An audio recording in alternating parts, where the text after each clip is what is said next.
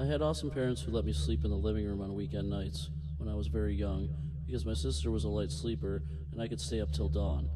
But of course I always end up sleeping on the couch because Nick at Night made me tired. So one night I woke up to this prickly feeling, like an instinct, just bolted into a sitting position and stared out the front window. We lived in rural Georgia, so you can imagine the magnitude of trees. In perfect light cast from the moon, I see a silhouette of something in this fucking tree. The family dog dashes to the window and is snarling into the glass. Terrified, I run into my parents' room and try to explain to my parents that there is a strange person outside. Dad grabs something defensive and darts outside with the dogs to beat the wax off the hothead. I tremble in Mama's arms until Dad comes home and says he saw no one and to go to bed. I decide to sleep in my regular bedroom. I fill my sister in as to what happened. Dad is making regular rounds in the house with a cup of coffee. We're all still, and I finally think I can sleep. Nope. I notice the man outside my window. From what I can see in the moonlight, he shushes me and runs away. Just turns around to run a straight line away. I swear I couldn't stop crying for what felt like hours. The same thing kind of happened with me.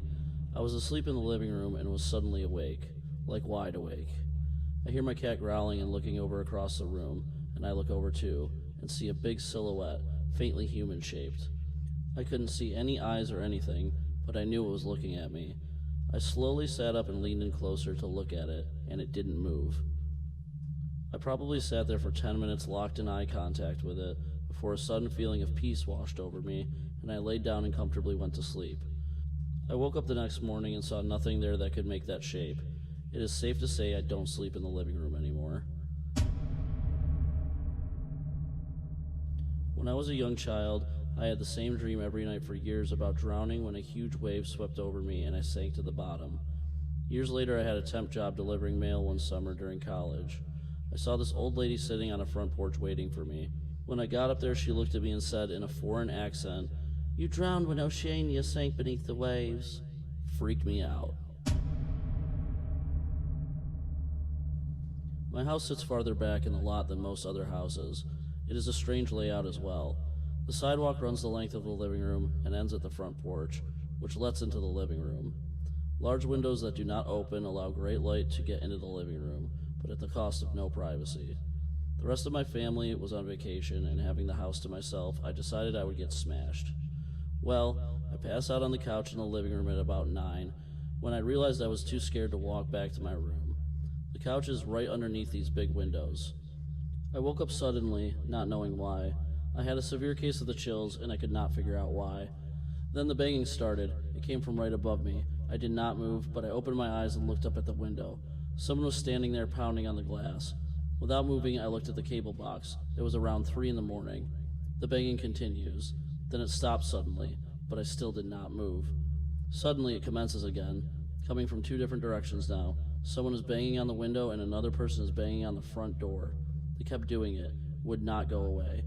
Finally, after about 40 minutes, they quit. It was the most terrifying event I can recall at the moment. It made me a nervous wreck after that. I called a friend the next day to see if he could come over and stay for the rest of the week, and his response was, "What the fuck for? So that we could both be murdered in our sleep? Thanks a lot, asshole." I was 17 and I had just gotten my license. Back in high school, my friends and I made it a mission to find abandoned houses to throw parties in. We had a few good candidates, but the motherlode was this house I would pass on my way home from work. It was an undeveloped shell of a huge home with a large property in the back. I had told one of my friends about it, and one day before we went to see a movie, I took him to the house. It was about dusk in summer, so I had my headlights on. I pulled into the front of the house, and we were there for like 10 seconds tops before we pulled back to go to the main road. A minute later, this big truck pulls up behind us with its high beams on and riding our ass. My friend and I took note of it, but paid it no mind as we headed back to the main road. At the light, I turned right, but the truck cut through the gas station at the corner and blocked us off. Out of the truck comes this big hulk of a man, and my friend and I are shitting our pants. He raps on the window and I roll it down. Now the really freaky part is that this is a busy road and now there was no one in sight. He asked us what we were doing at the house, and I quickly lied and said we were making a U-turn. He stares at us for a few seconds, smiles, and sends us on our way. To this day, the house remains unfinished, and I'm convinced it's a drug operation of some sort. When I was about 10, all of my cousins and siblings were over. about 10 of us there. The parents and grandparents were out for an adult dinner, so it was just the kids sitting around watching a few movies when all of a sudden the house shook and there was a large flash coming from the backyard. It felt as if a bomb dropped. We all heard, felt, and saw it, and as a pack we ran into the hallway. The eldest cousin in the group debated on calling the police but opted to call the parents. After a few minutes we gained our courage and ventured out into the living room again, this time with weapons, just in case. After a half hour with no other issues, the parents came home and thought we were insane. There was nothing wrong with the backyard and no neighbors reported anything. It's been 10 years and we still talk about it, trying to figure out what it was. This has been the scariest thing to happen to me by far. I once sat across from a guy who told me about killing his girlfriend, him cutting her into pieces and boiling her head. He explained why he killed her and wished he could talk to the parents so they could understand that what he did was a good thing.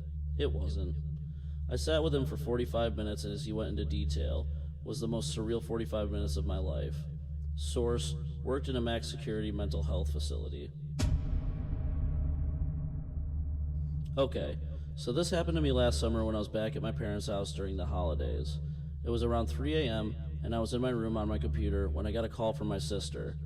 Now that was already a little bit weird since my sister's room is just down the hallway from mine and she could have just came in my room. I went to pick up and the call ended as soon as I reached for the phone. I figured that she wanted to speak with me, so I got up and went to her room. As soon as I reached her door, she started screaming that someone was in the room with her, so I busted in and of course nobody was there. After she stopped crying, she told me that she woke up and saw a dark shadow just centimeters from her face, and that's when she screamed. So I told her that she called me. She tells me that her phone is not in her room and that she was actually sleeping. Sure enough, her phone is actually downstairs in her purse. The weird part is that I have the log of her call on my phone, but she doesn't. Never managed to explain this one. This is not supernatural creepy, but it is one of the most disturbing and surreal experiences of my life. One early morning a few short years ago, I am walking to my bus stop and eating a banana. It is dark, misty, and around 5 a.m., and I am internally debating something trivial, like if I want my daily Starbucks before or after the commute. As I approach the dimly lit corner on my street, a tall man in a black mask steps out of the dark alleyway to my left. Sleepy and disoriented, I barely acknowledge him when he shouts, "Put down your fucking purse!" and points his gun to my head. Things start to click. The man says, "Put down your bags!" and I tell him, Okay, I'm putting them down over here." He orders me to walk over to him, toward the alley, and "Get down on the fucking ground!" And I agree. "I'm coming, okay." My heart is beating a million miles a minute, and my hands still smell sticky with banana. I know I need to get away. I don't know why, but my mouth won't stop working. "Look, see, I'm on the ground. My stuff is over there. Please just take my stuff." But he doesn't like it. "Shut the fuck up, okay?" He gets on top of me and puts the gun to my head. At this point, I should mention the fact that I'm on my way to coach a high school practice, and I'm dressed like a dude. Huge baggy pants, hat, jacket. If not for my telltale voice, I'd look like a prepubescent 90s rap star. Anyway, as the guy gets on top of me, gun to my head, he looks at me and pauses. I can't tell you why I know this, but I swear at this moment, it clicks for him that I'm a woman. He gets off of me, stands up, and points to the dark alley. "Come with me." My stomach starts to hurt. I remember that there have been a recent rash of sexual assaults in my neighborhood, during the daytime no less. When the man points down that dirty alleyway, my internal voice speaks the fuck up. "There's no way in hell you are going to go down without a fight. But he has a fucking gun, you dipshit." "Fucking follow me," the real voice, his voice, hollers. So I do what I do best. I talk.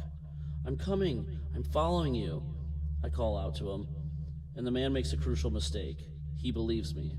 I take 1-2 tiny steps backwards towards the sidewalk, and he turns his body and his gun toward the alley. This is my moment. I take a deep breath, tuck my head down in case he starts shooting, and start sprinting away. I hear a voice screaming in a high-pitched wail before I realize that it's mine. After running 6 or 7 blocks, I head back to my apartment, hoping he's not there to see where I lived. The police check out the alleyway an hour later, but the potential attacker is long gone. The only evidence of the encounter is my banana peel browning in the alleyway and the adrenaline rush that I couldn't shake for days. I would be lying if I said that this experience doesn't bother me still, but I'm so fortunate to mainly be haunted by the what-ifs and not the what-dids. My grandmother swore by the story till her dying day.